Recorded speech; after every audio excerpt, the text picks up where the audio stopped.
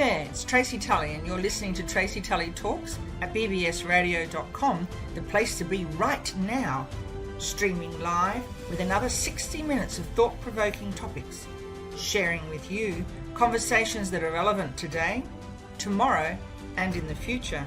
Join me each week on Thursday mornings at 10 a.m. Australian time, AEST, 5 p.m. Wednesday PT, hello Los Angeles. If you missed the live show, jump onto your favourite podcasting platform and you'll find me on Tracy Tully Talks. We do have some adult language, so if you have some little ones around, pop on your earphones.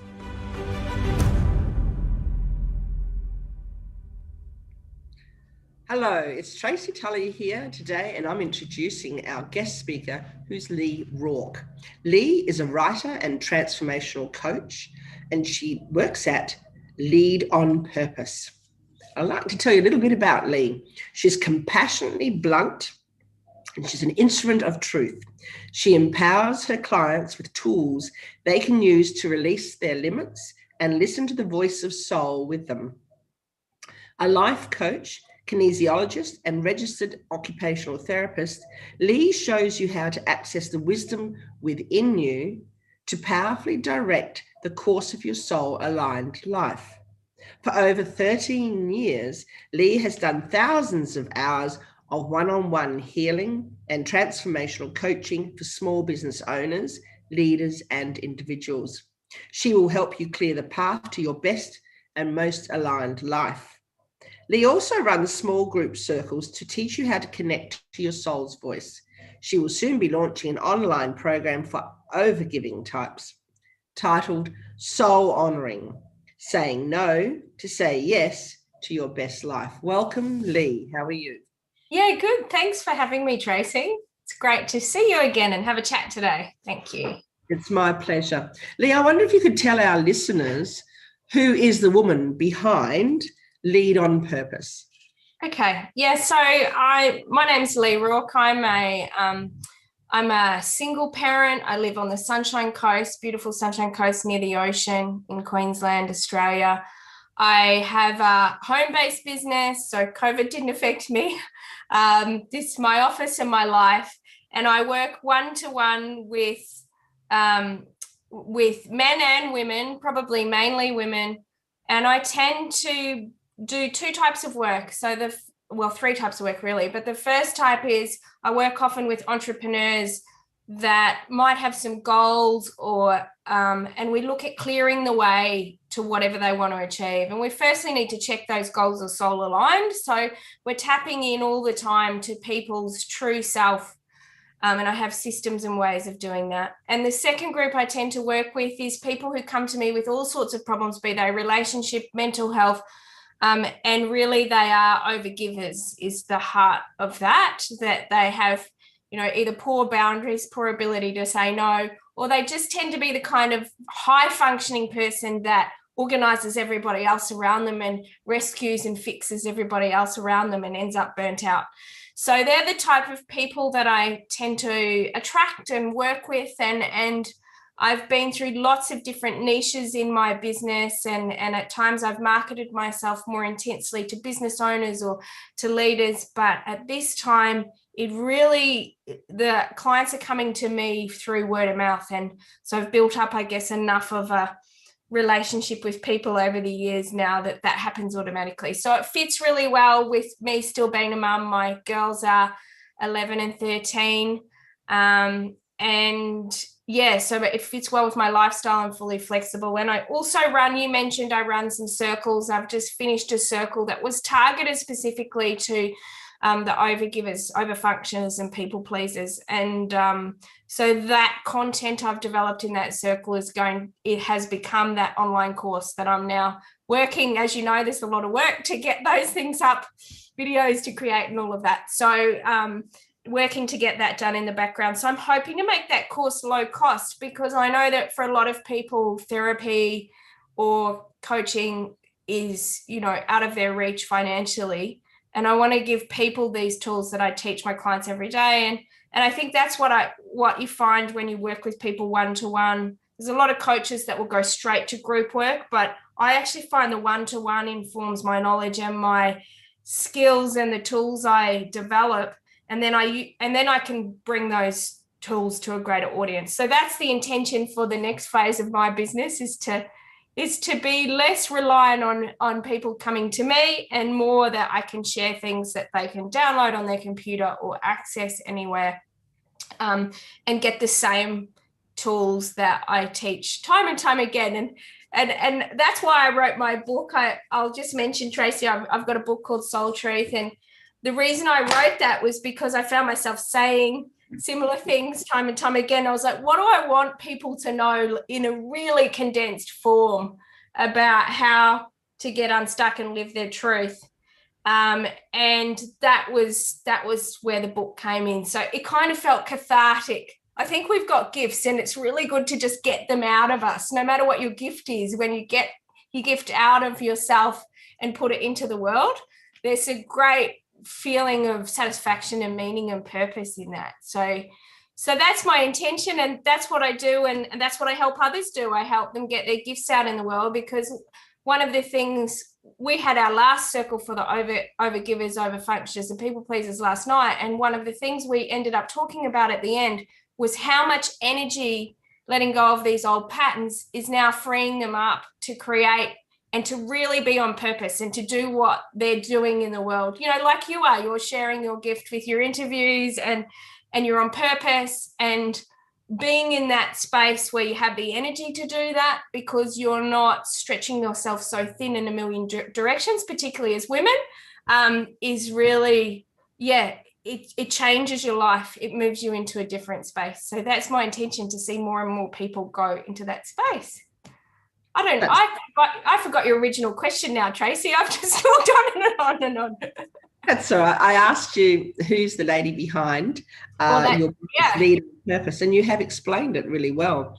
And I can identify with all those people you're talking about, because it would be 99.9% of people in the world, wouldn't it, that are overgiven? Yeah. Look, I mean, we've all had encounters with people we'd consider narcissistic who are takers, but interestingly enough, they're not the kind of people that tend to come looking for therapy, and quite often not the kind of people looking for coaching, unless somebody shoved them into it. So the type of people that do show up and say, I want to improve myself, tend to be, you know, caring people anyway. But I do think what you're saying is true, and that in the modern world, we have more demands than we've ever had. And, you know, for women, we have more roles, and men as well, more roles than we've ever had. We now take on things that maybe traditionally we didn't. We had a simple role traditionally, where it was still complex, but we had a defined role. And now we tend to be workers, mothers, friends, you know, cleaners. We tend to be it all. So I do think, and then the technology means the world's sped up, so the demands are bigger, you know. So I do think, yes, majority of people in the world have some level of significant stress. I agree with you, and I hear that all the time from my clients. And it's interesting because as a female mother, when my children were growing up, they've both left home long ago. Multitasking was the name of the game, and it was a very fast pace. As you said, with the invent of the mobile phone, and also a computer, and then all the other apps and bells and whistles that go with it, life speeds up. And I think people really struggle with that speed. Can you give us one strategy that people can listen to today, that you might be able to help them with, one strategy to start focusing on, if you're one of these people who are overgivers? Yeah, okay, yeah. No, I'm happy to do that. So in my program for overgivers, we start with the foundational tools. And the foundational tools is getting in touch with what your truth is.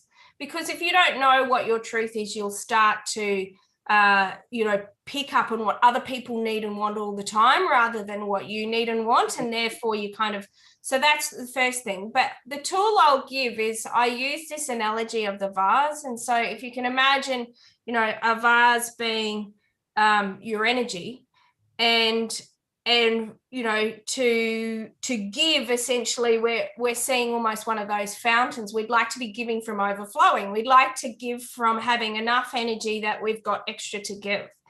So with that analogy, sometimes I have a whole meditation, but you can do it really quickly. You can just ask, how full am I today? You know, and for some people, they might see the vase or they get it automatically as a percentage. And then other people, they are, you know, they might feel in their body, oh, I'm about full up to my chest or I'm about up to my neck. And then asking that question, what would fill me up? Because even just assuming in that question, it's allowing yourself to go, right, okay, could I prioritize myself first here rather than last? Because if we prioritize ourselves last, there'll be nothing left over for yourself. You know, there'll be no, because the world will take whatever you're offering it, you know, whether that's kids and partners and family. And, you know, my family, two of my parents and my brother rang me this morning, and everyone had challenges to talk about. And I want to be there for them. This is the constant conflict we have. I want to be there for them, but then I had to get ready for this talk.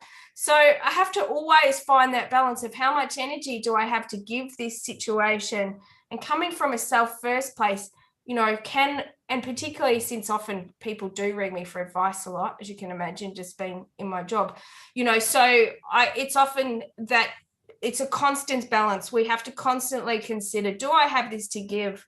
What will fill me up? What will bring me energy today so that I can give more effectively? And how I find this plays out in my life is that if I do look after myself, whether that's those morning practices of meditation or doing something that makes me feel good, like walking the dog on the beach, or whatever I do to fill myself up, I find that when I come back to my work, I'm more focused. When I come back to my children, I'm more patient, because I have taken the time and the energy to give to myself first. So it's a really simple concept we're all kind of familiar with, but I like to bring things back to a metaphor or a really quick tool people can use day to day that they start to use regularly, that enhances their life. So that's just one of them. And I just thought, you know, that concept of, so, and then we go advanced into that tool. We go, where are my leaks happening? Where are my cracks happening? Where am I draining my energy here? And that's the second part of it. But initially, a person who's listening to this today can just sit there, close their eyes, and really intend to breathe. And for me, I connect to soul as a energy. Sometimes people see that as in their heart as an expansion, or if they relate to it being above, or if they believe in God above. So you connect to that, and then connecting to the earth, I sit and calm myself, and then I'll ask, how full am I today? Oh, I'm up to here.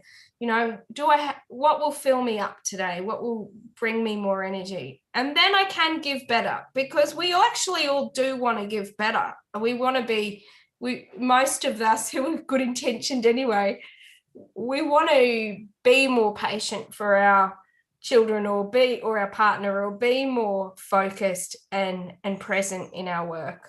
So we're not being selfish by putting ourselves first is one of the major messages that I share. It's interesting that you're saying that, because at my age and my generation where I was brought up, was you had to always give to other people all the time. You just had to give.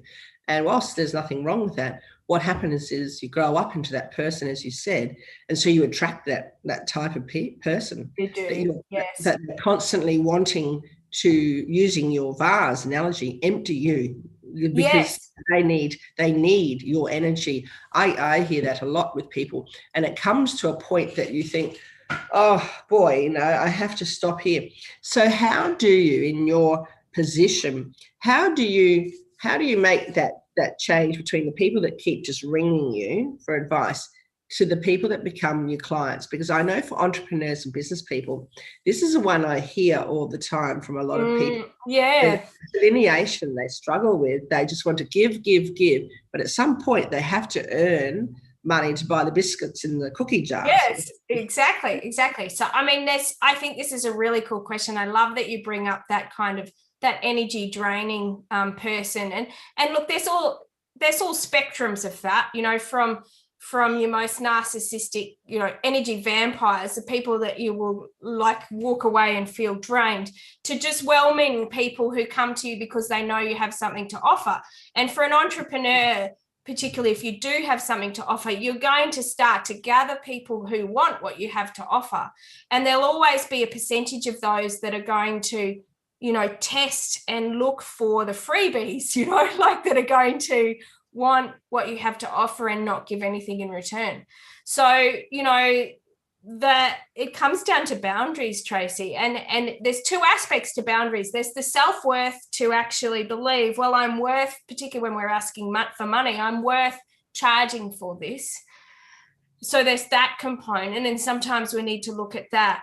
But then the other component is just boundaries. Boundaries in itself is, and it's part of my program, and in the feedback, because last night was the last night, one of my clients was just like, boundaries have changed my life. Learning how to have boundaries has absolutely changed my life. That's been the key. And, she's an entrepreneur as well in her own business. And she would get clients who would ring her at 6 a.m. on a Sunday, and she would just do it. She would just do it because she had this fear of losing the client. And that comes from, for many people, that comes actually from their childhood wounds. Like, I have a fear of being abandoned or not loved if I don't actually show up in that way. Or it comes from some real lack of abundance kind of mindsets where we think, if I lose this client, there won't be another one. When, there's always another one. And a better one. And that's the thing about when you have boundaries, what happens is that people either don't like it and they disappear, in which case that can feel painful, particularly if we're talking about friendships and deeper relationships. That can feel painful, but it's also actually for the best. Yes. Or they adjust to your new boundaries and rules and go, oh, okay, yeah, well, I will pay because I do really want what you have to offer me. And I do see your value. And isn't that the kind of client we want as business owners? We want people who see our value. And so, it's so fascinating to me. I work with some quite successful entrepreneurs that have, teams and big groups of clients that come in. And one of the coaching entrepreneurs comes to mind. And with him, that as he's upgraded his boundaries and his self-worth, the type of clients he's attracting is totally changing. And sometimes when he's having a lot of trouble with the clients, we talk about how that's a reflection. He's aware enough to come and say, why am I attracting these clients who are da-da-da? And we look at what the pattern is within them. And it sounds a bit woo-woo and a bit magic, but I just see it play out in my own business, but other people's businesses time and time again. What you will tolerate is what you get, but also your patterns from childhood will keep replaying themselves in what you see outside of yourself, so until, and that happens, I believe that happens for a spiritual reason. That happens so that we can see what needs to be healed.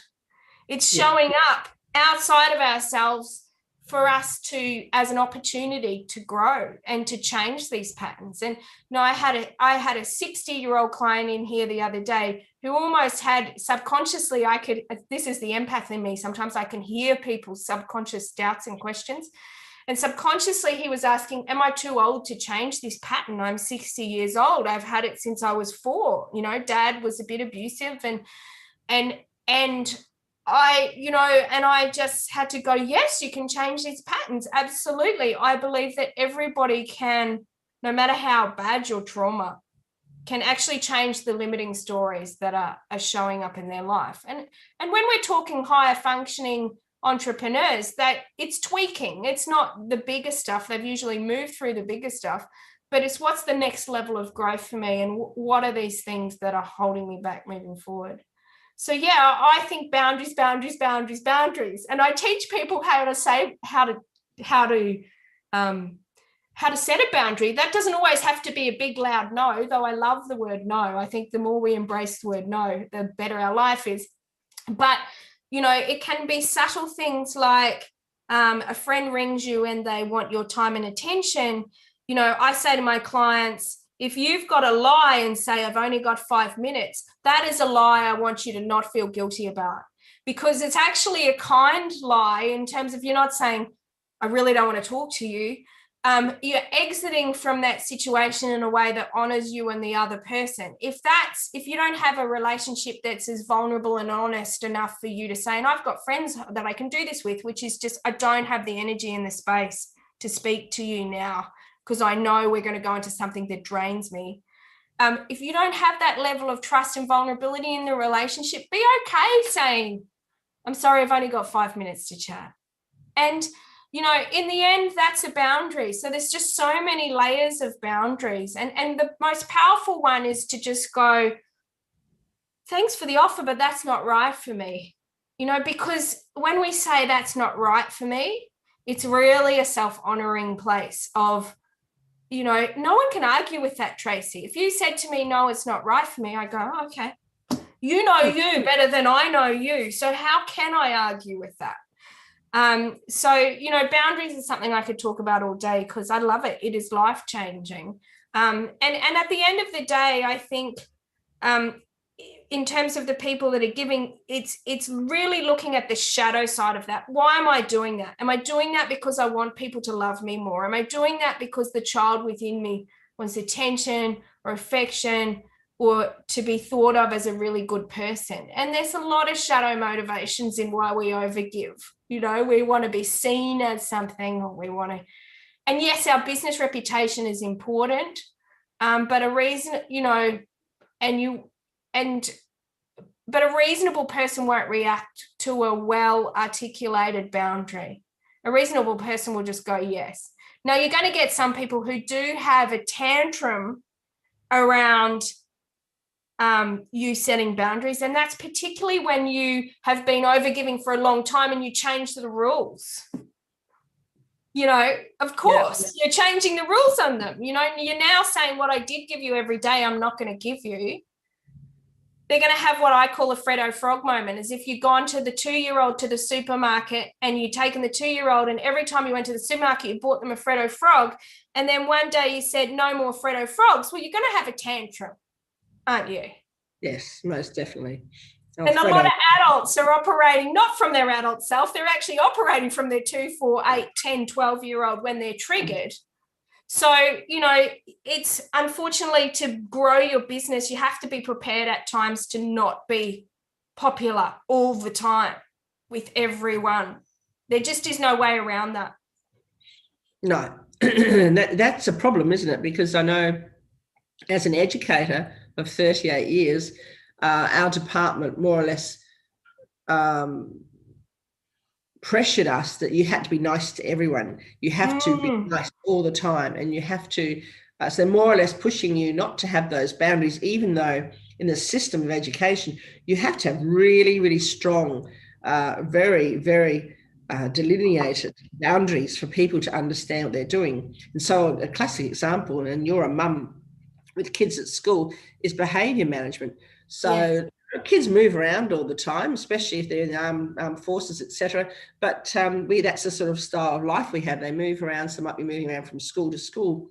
So you walk into a school and you wouldn't have a clue what the expectation is if you did A, B, or C. And then you move to the next school and it's the same. So there's never clear boundaries. And something as simple as what you're saying, having clear boundaries set up, becomes a problem in something massive like an organisation like education, who just doesn't get it. They really don't get it. So they have a school, then we have all our policies, etc. But then all of a sudden, every child signs a contract in every single school, state school, would you believe? And yet nobody says you've got to stick to those boundaries. Well, that's the thing. Firstly, you've got to have the boundary. And sometimes with entrepreneurs, I'm like, actually, you need to systemize that boundary, because when you systemize it, then it's not so personal anymore. And it's just, this is our statement and you've signed the contract. So it's to systemize the boundaries, but then you've got to stick to them. And they're two separate problems. The firstly is to have one, and the second one is to stick to it. And I think in education, they're in a bit of a bind, really, aren't they? Because, if you expel a kid, where do they go, particularly in public education? In private, it's easier for them to hold to the boundaries because they know they can go to the state school. But, I think education's, it's a different and challenging topic in terms of teenagers and kids, but the same principles apply. These are certainly the more consistent, as we know with parenting, the more consistent we are with our boundaries. And actually it's safer for the children. And it's the same as adults. When people know what to expect with you, when you're not wavering because you're not trying to please people, everybody feels clear. This is the exchange that's going to happen. This is what it's going to cost. This is what I'm going to get for it. Anything more than that's going to cost me extra. When all those type of boundaries are set up, everyone's clear and no one's, so it actually makes everybody's life better to have boundaries. And sometimes I'm not 100% rigid in my boundaries with my clients, for instance, not 100%, because I'm a compassionate person. And sometimes there are extenuating circumstances why someone, for instance, might not be able to pay or might not be able to get there on time or had to cancel their appointment. And all of these things, like, I'm a compassionate person. And so then I make a decision too, in this social media world, I see a lot of questions in the entrepreneurial pages, like such and such is kind of pushing for a refund, and it's really blatantly no reason to refund. And they're like, what should I do? There's sometimes the boundary is, how do I get this person out of my life quickest and smoothly and easiest? And so sometimes my advice is to just pay them and get them out of your life, and as long as no one else knows about that, then you're not sending a precedent to the rest of your client. You're just literally stopping a big social media blow up and them defaming you on Facebook or whatever. So not always. You've got to work out what feels right to you. And this is the thing about boundaries, is as you build your self-love and self-respect, you work out where they sit. And that's a constant adjustment process of, where is my boundary on this? And I think that's for me, I'm not sure I'll ever stop doing work around boundaries, because I feel like as an empath, that's something I need to be continually mindful of, is where is my boundary on this? Where do I want it to be? And then when I have it, holding it. That's less difficult for me sometimes than working out where it is, but different people are different. Some people are good at working out where it is and really terrible at holding it. So, but yeah, so, and I see boundaries not just, as I mentioned in our talk the other day, I talk about, we've got mental load, we've got a physical load, we've got an emotional load, we've got an energetic load as human beings. And I talk a lot in the language of energy, and that doesn't come from a woo-woo place, but what I find is that actually that's how things work, that when I walk away from a conversation, it might have been outwardly positive, but if I feel drained energetically, what's happened there? Something's happened on the energetic level. So I help people with those verbal boundaries, but also the energetic boundaries. And then the vulnerability, like, we are more vulnerable to those people if we are more open. We're more vulnerable to those people if we have trauma. And I'm a trained trauma therapist. Some of my clients, we go back and just work on trauma for a chunk of time before we can work on their goals. If we haven't cleared that, then we have to go back to that. Or I give them tools for them to work every day with, for instance, the inner child.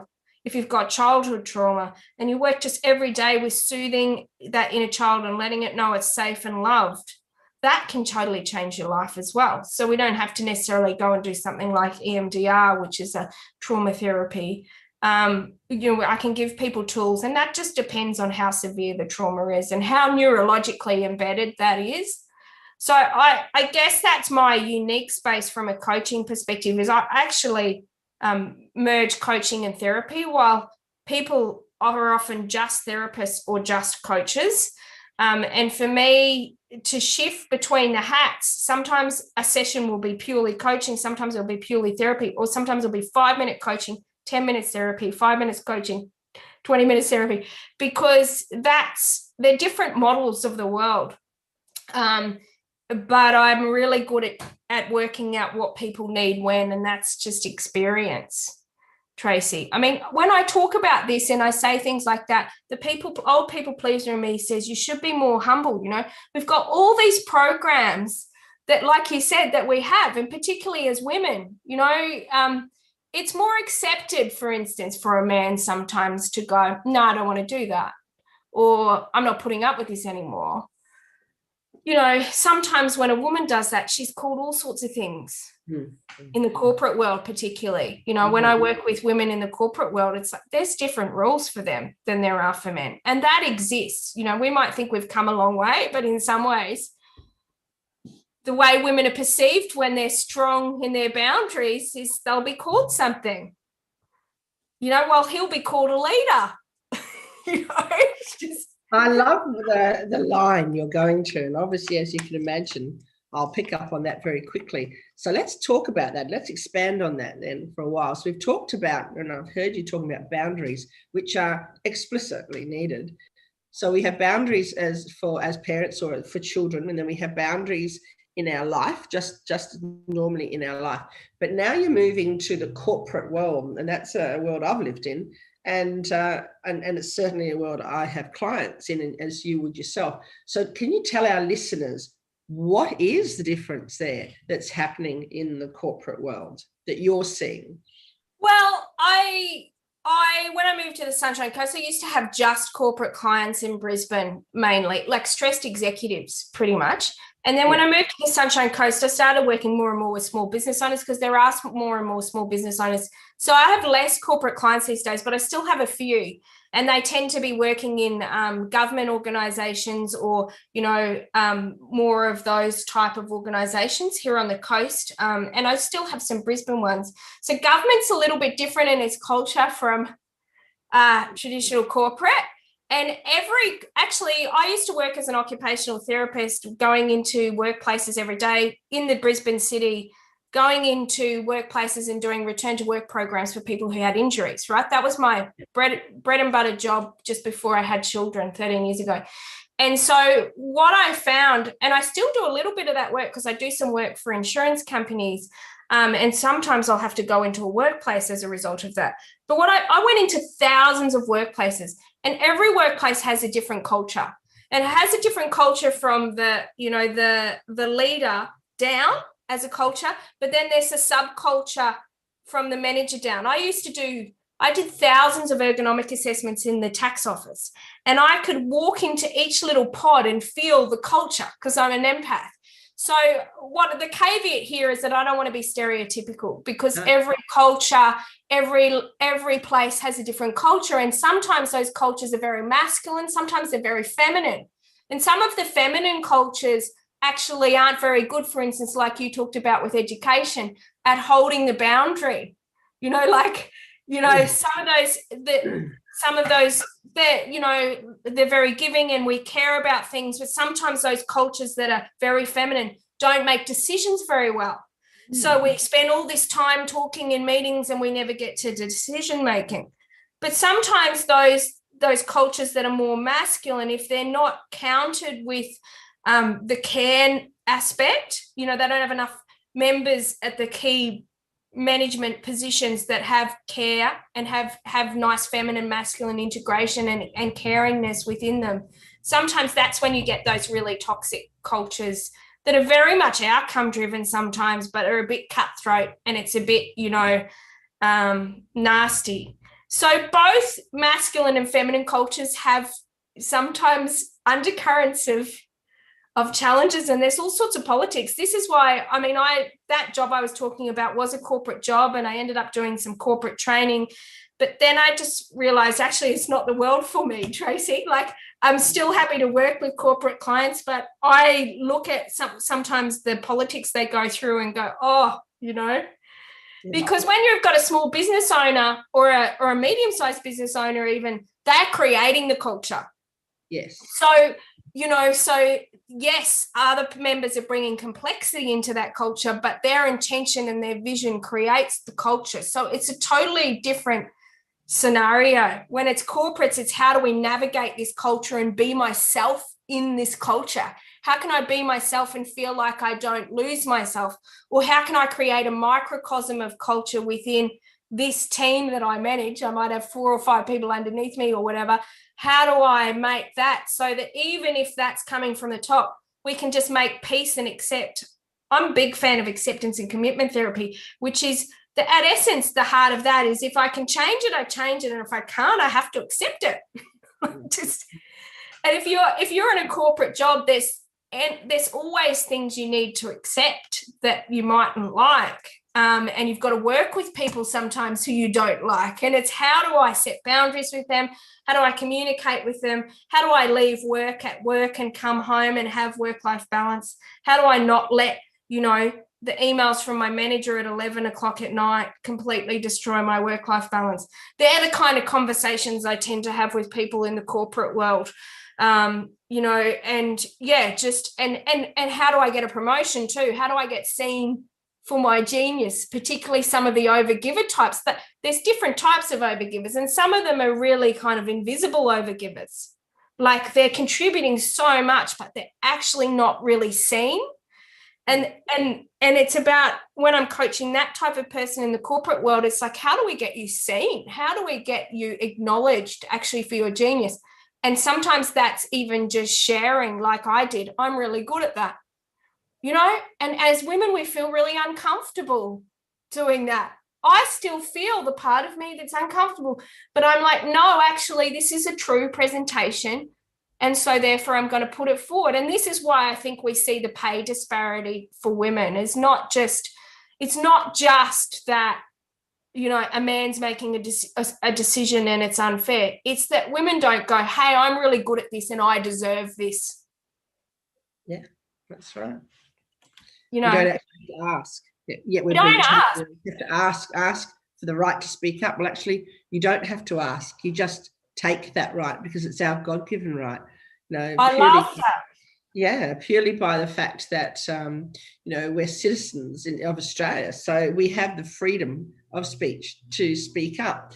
And yet people have been told for so long, and we'll allude back to education, because it's a classic like health department, where they're muzzled under an act called the Public Service Act, where they cannot speak. They just cannot. But the funny thing about it is, this is the politics that have put this in there. The funny thing is, no one has signed any confidentiality agreement. No one. So when you have the police force, for example, they have a code. They have a code that dictates their boundaries. It's really, really smart. It's a very smart thing to have. And so they should. But so should the health department, and so should and I'm talking government departments here, so should the education department. A code. Now, they have what's called the code of conduct.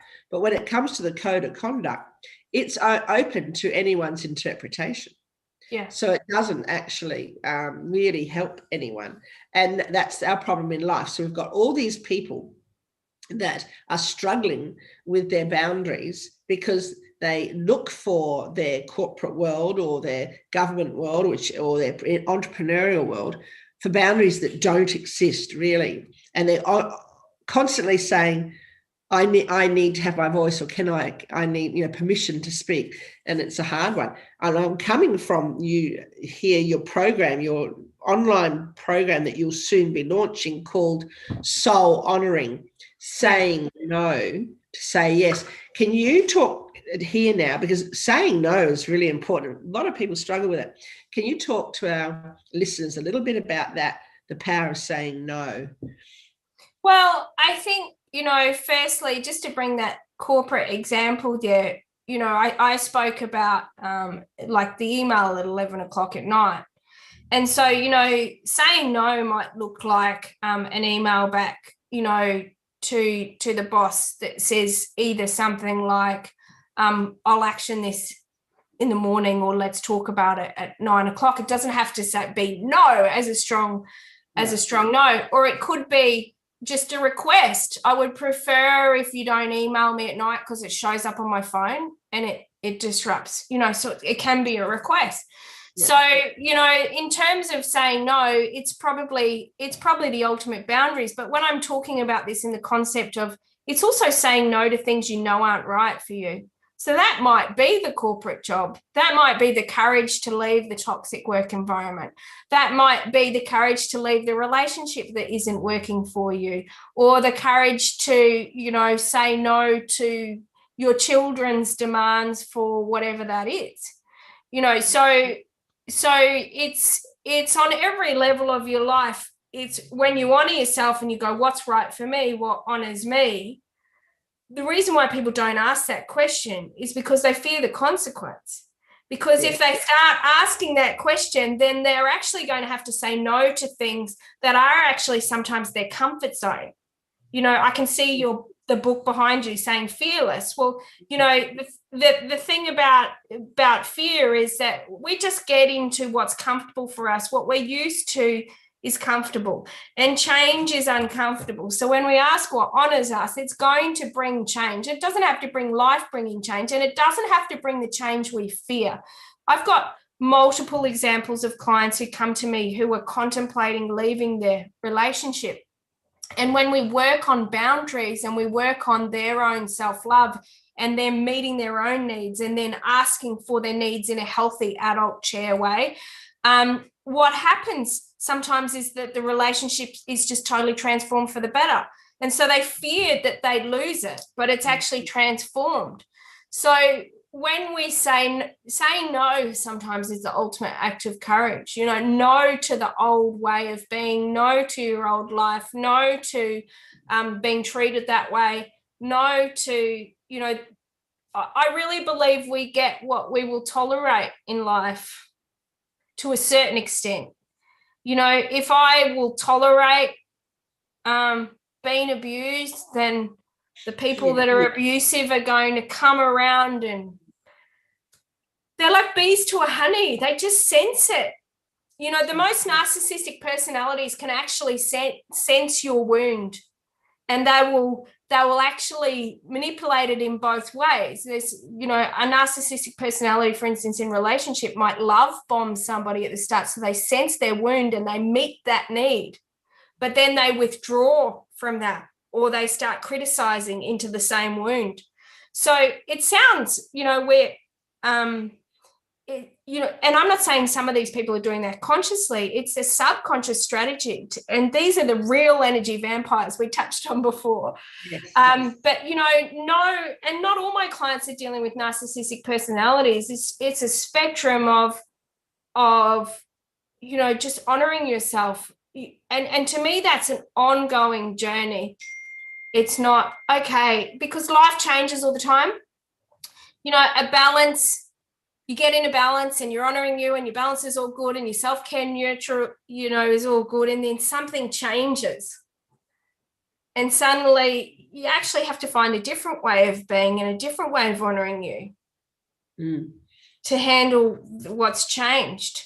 So, you know, a classic example of that for me was becoming a single parent. Well, it changes absolutely everything in terms of how much money do I need to earn a week to, you know, how many, like, to what I will do for my children because I don't have the energy, or how available I am to clients wanting to book in at the last minute because I can't be as flexible.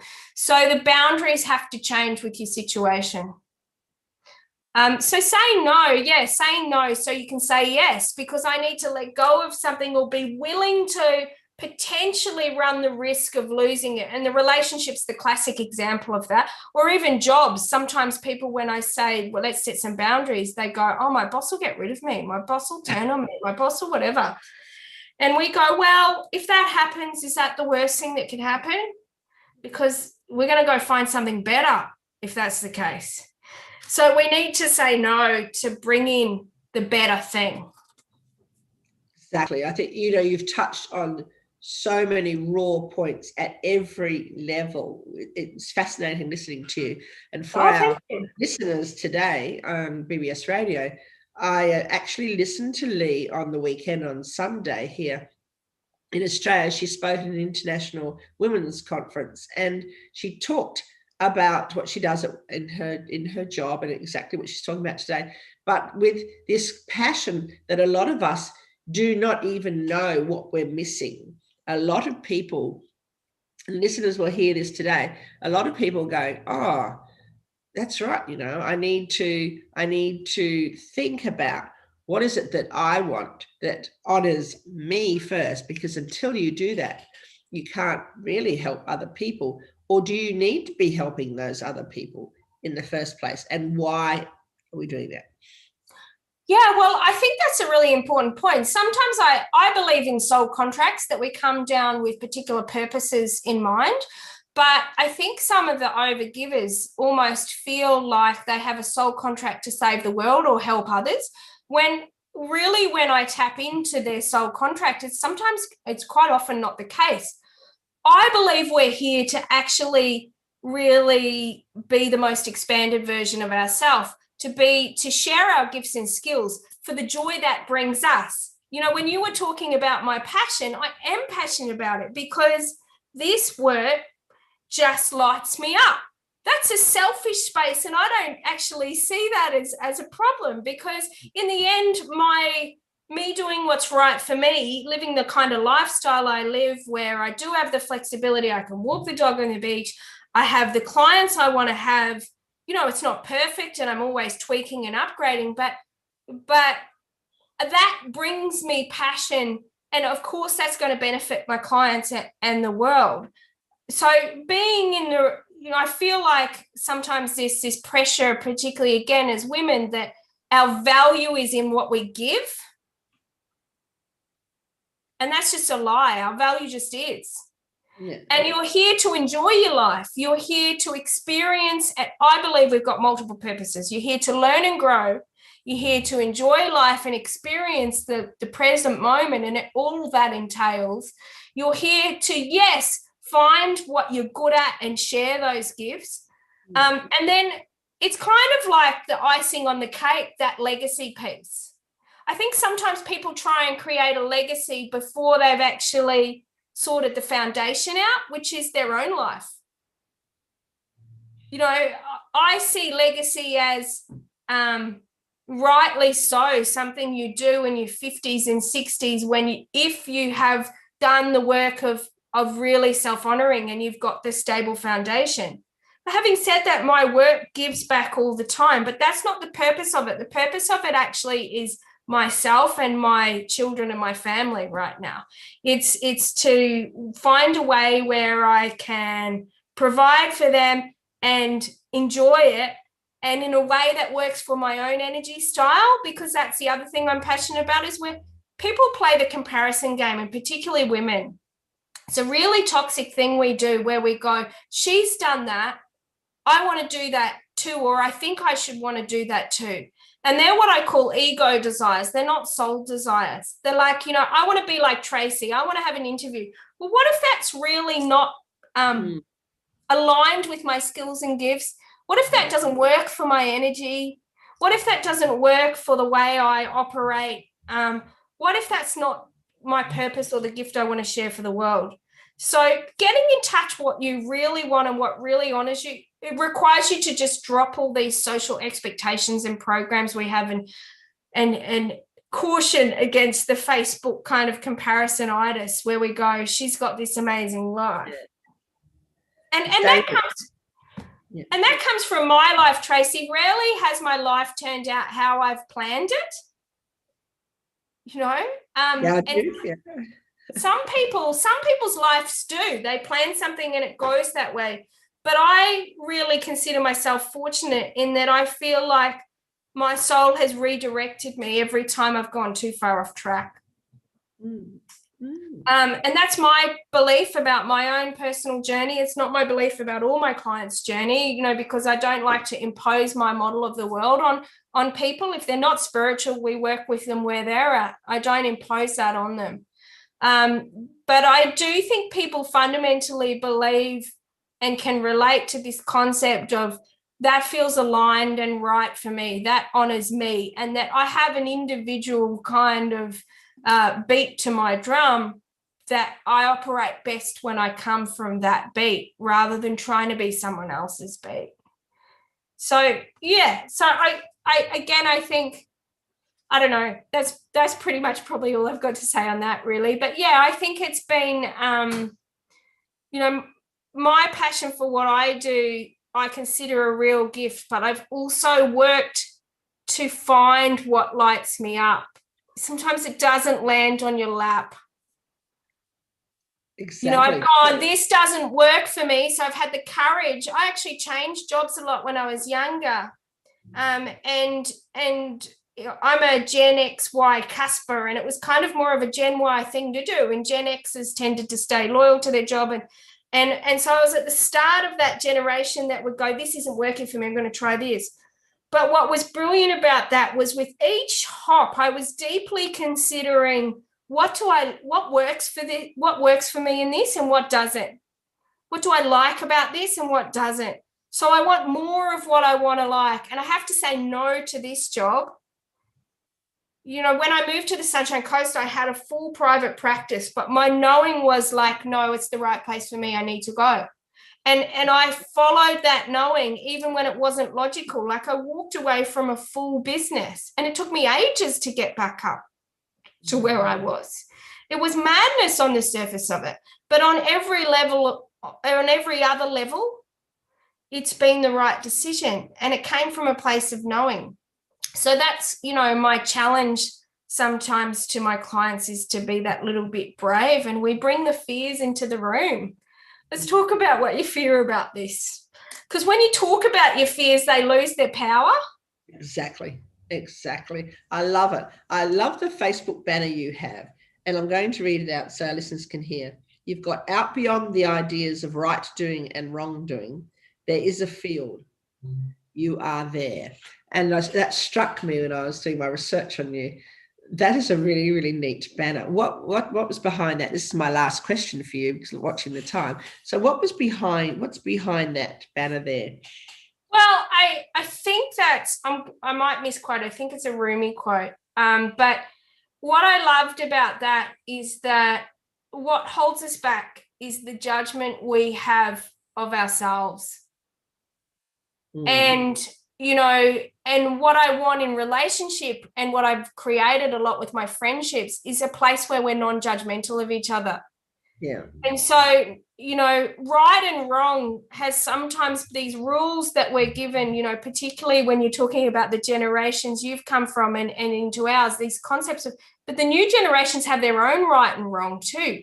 But these concepts of right and wrong and what you should and shouldn't do are things that limit our truth about what's right for us. And so for me, a world without inner judgment, I still have the judging voice, the inner critic, some people will call it. I still have that judging voice come in, but the old me would have run with that.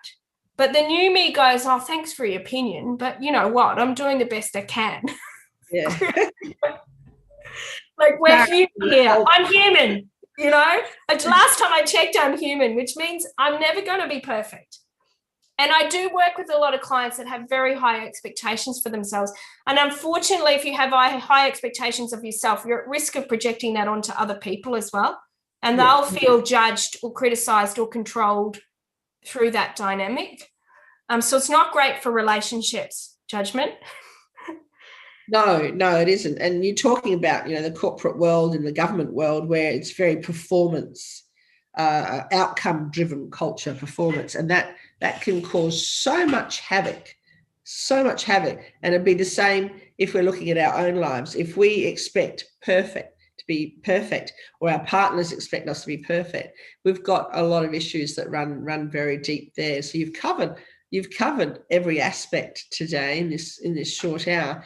And it's been fabulous listening to you and your ability to take on the topic of boundaries. I think that should be in every school. I think it should be like grade 3. Every single school child should have quite almost a term on what it means. A term every year, I think, because as they get older, you know, when we talked about this consent issue that's come up in the media recently, that's a boundary issue. Yeah, it is a boundary issue. I was reading the Parliament notes last night. A very boring life I have, but we're talking about sex education in schools, so I wanted to respond.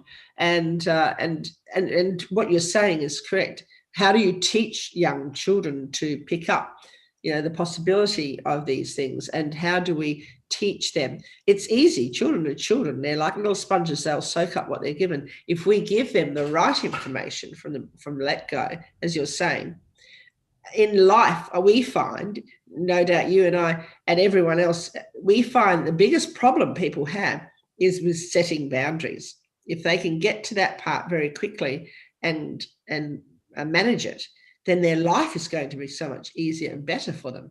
And that's where they're probably not taught at home, or whatever is missing, those gaps that you were talking about. And I loved you mentioned words like, and I probably won't even find my notes now, but you talked about the gaps and the cracks, the leaks and the cracks you talked about. The leaks and the cracks and the drains. I love that, leaks, cracks and drains. And so taps, because sometimes we turn on a tap and we leave the tap on as well. Yeah. Yes, exactly. And I think of a lot of business people listening today, they can probably think, yeah. No matter what job you're in, you can be taking your information and working that out.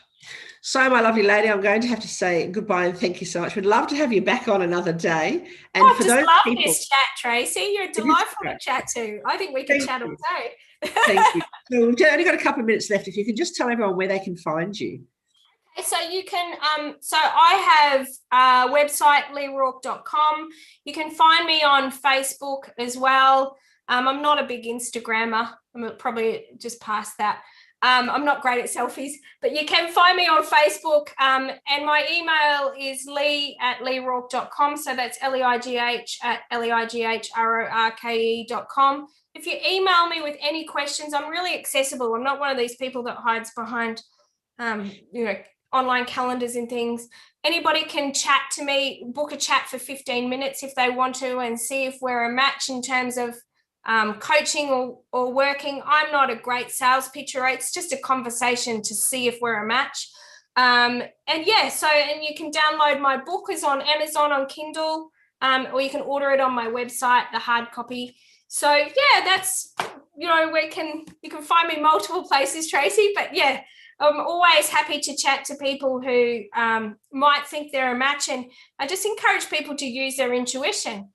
A lot of my clients come intuitively. They go, oh, I just felt like you were the right person. I don't even really know what you do. And I love that. I just go, oh, thank you. Thanks for listening to what your intuition says about who's right for you, because I do think with coaches and therapists, it's finding that match. Okay, I'm sorry, we'll have to wrap up now. So thank you so much, Leigh, and thank you all our listeners today. And we'll catch you next Thursday this time again. Cheers, bye. Bye. Thanks for listening to another 60 minutes of inspiring talking points on Tracy Tully Talks, brought to you by bbsradio.com. Tune in every Thursday morning at 10 a.m. Australian time, AEST, and 5 p.m. PT time in America. Leave me a message on my website at www.bbsradio.com/Tracy Tully Talks. If you're interested in lifting the profile, presence and profit of your business, sponsorship opportunities are available. Until next Thursday, it's goodbye from me.